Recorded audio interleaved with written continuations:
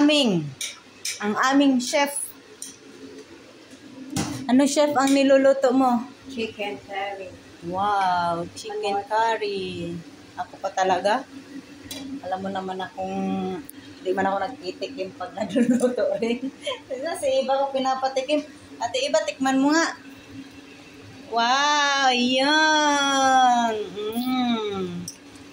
Umaalingasaw na naman ang ating ulam for today. So, ayan. With sili. Ayan.